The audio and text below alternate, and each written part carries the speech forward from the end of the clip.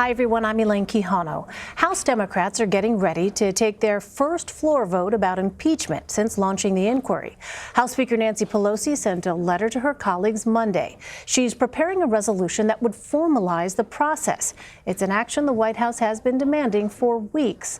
A senior Democratic aide tells CBS News that is not what this measure is about. However, in her letter, Speaker Pelosi says they're taking this step to, quote, eliminate any doubt as to whether the Trump administration may withhold documents or continue obstructing the House of Representatives. The House is expected to vote Thursday on the resolution. It comes after a key witness failed to appear on Capitol Hill this morning. Former Deputy National Security Advisor Charles Kupperman chose to defy a congressional subpoena. Despite this no-show, it's shaping up to be a busy week on Capitol Hill. House Intelligence Chairman Adam Schiff said today that his committee has more closed-door hearings scheduled for the coming days. And he had this to say about the White House trying to slow down the investigation. But anytime they also withhold witnesses and force them to refuse to appear or attempt to ignore lawful process, they will merely build the obstruction case against the president.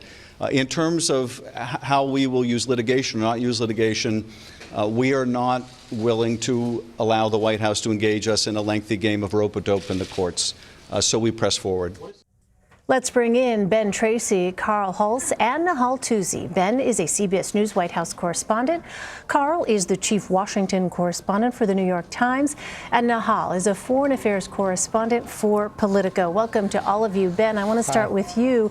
Will this resolution be enough to meet the White House's demands for more transparency?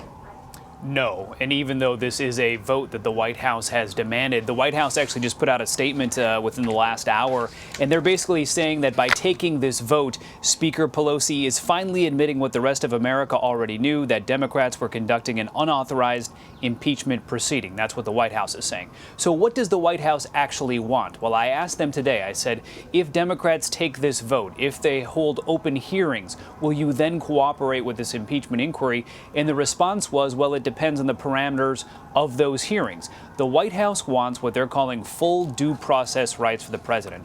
They want to be able to subpoena witnesses, subpoena documents, bring in rebuttal witnesses, cross-examine witnesses. They want to be a full participant in this if they're going to participate. But frankly, if they even got all of those things, it's not clear at this point if they would still go along with it.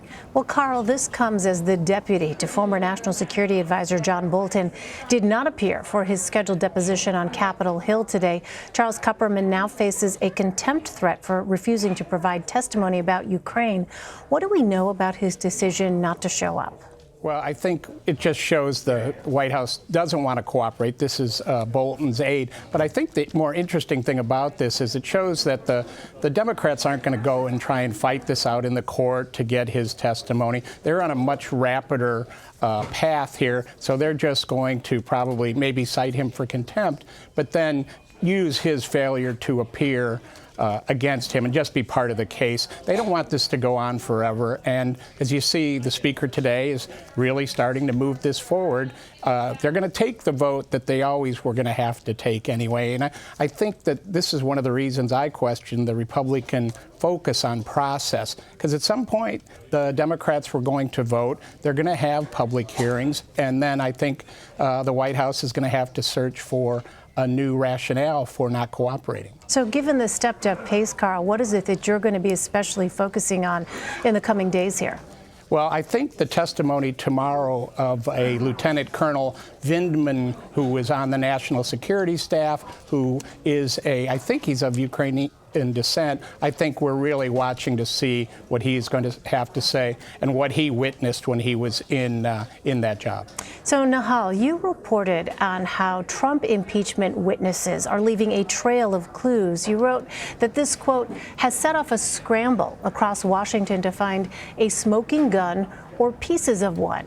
Where can we expect Democrats to focus their efforts in the weeks to come? Well, I think they're casting a pretty wide net right now, but when you've had these witnesses go up, especially these diplomats who are very much trained in keeping notes of everything, and they've told the investigators, look, there was a meeting held here, there was a cable sent there, there was a directive. Investigators and outside watchdog groups are now basically putting in requests for all of these documents to try to get backup for all of the testimonies that they've been given so far. The question is, how quickly will they get the material? And Ben, last week, Senator Lindsey Graham said White House Chief of Staff Mick Mulvaney actually acknowledged the administration needs help when it comes to messaging around impeachment. Do we know how efforts have shifted since? Yeah, there's been a lot of concern among Republicans on Capitol Hill and also people here at the White House that they're really losing this messaging battle on impeachment. So the White House has been looking to bolster its communications efforts to bring in some people who are dedicated just to handling this slice of it, the impeachment inquiry. And we're told, our sources, we've learned that that might be the former Treasury Secretary's former spokesperson, Tony Sayegh, might come in and work on that. Publicly, the White House is not acknowledging any of this, but we are told that Jared Kushner, the president's son-in-law, behind the scenes is really pushing for this, feeling that the White House needs some more help to try to win this PR battle. But realistically, Ben, how's that going to work? Because we all know that President Trump is not known for quote-unquote message discipline. And the president very directly said this weekend that he is the team. He said everyone's talking about communications teams, bringing in people. He said, I'm the team and I did nothing wrong. And I think there is an understanding here at the White House that no matter what they do, no matter how many people they bring in, how big the team is, if they're dedicated just to impeachment, the president is the president. He can tweet, he can talk, he's going to kind of handle it himself. But I think there is a sense that they want more coordination between the White House and Republicans on Capitol Hill, so they're all kind of saying the same thing. Carl, I want to turn to another issue. You reported on how, quote, everyone knows the Senate can remove a president, but a second lesser-known vote could disqualify someone from office altogether. So, Carl, can you explain the penalty you're referring to there? Yeah. So this is just the story is about how fluid the process is. Impeachment, even though it's well known, the Congress just doesn't go through it very often. So we're going to be doing some stories explaining the process. So this came up because people say, well, could the president run again even if he was impeached? And there is a second vote that the Senate can take that people don't think about too much that says, and you can do it by a majority vote, not the 2/3 required for conviction, says you can't hold another public office. If it ever got to that, there would be a huge fight over whether you can really enforce it. But there's a lot of interesting twists, including the fact that Elsie Hastings, a congressman from Florida, a Democrat, was an impeached federal judge, and he turned around later and was elected to the House and is still there. And one of the reasons he was able to do that was the Senate didn't disqualify him. I'm wondering, Carl, what you're hearing. How concerned are Senate Republicans about where this investigation is headed? Yeah, I think there's a concern still among Senate Republicans. It's not breaking out into any kind of open rebellion, and we still don't see any shift at all that would lead to the president being pushed out of office. But there is, the more this goes on and the more serious it gets, people are like, they're going to be careful. You're seeing more and more senators say, well, I can't say anything. I'm going to be a juror. I have to keep an open mind. So I think folks are concerned. I don't think they're yet at the, four-alarm fire phase yet. They still think they can weather this. Meantime, Nahal, President Trump spent Monday touting the death of Abu Bakr al-Baghdadi, the leader of ISIS, killed over the weekend. Now, the White House says he detonated a suicide vest, and President Trump described the U.S. Special Operations mission in detail, and I want to play some of that. He died after running into a dead-end tunnel, whimpering and crying and screaming all the way. He reached the end of the tunnel as our dogs chased him down. He ignited his vest, killing himself and the 3 children. His body was mutilated by the blast. The tunnel had caved in on it in addition.